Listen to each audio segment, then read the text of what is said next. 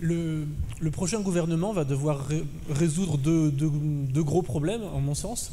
La réduction des inégalités sociales ou la réduction du chômage, et puis d'un autre côté, les problèmes liés à la crise environnementale dont on parle ici.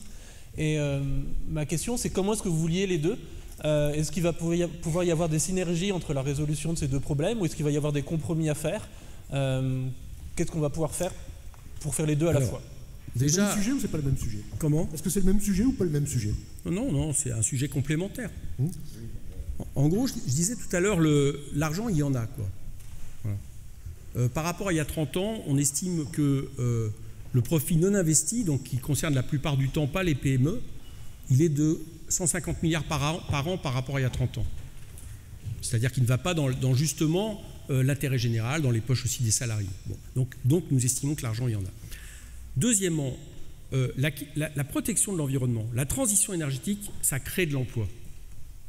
Négawatt, le scénario Négawatt, estime que si on applique ce scénario d'ici 2050, par exemple, uniquement par la transition énergétique, on crée 400 000 emplois en France.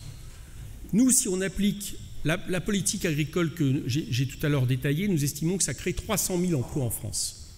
Si on applique à une question de développement de l'économie marine de manière écologiquement responsable, c'est la possibilité de 300 000 emplois en France. Autrement dit, la question de l'énergie, la question de l'environnement, elle crée de l'emploi. À rebours, tout ce qui va vers, j'allais dire, des questions de monoculture ou des questions de financiarisation de l'économie au détriment des revenus du travail fait perdre de l'emploi. C'est ça que nous subissons.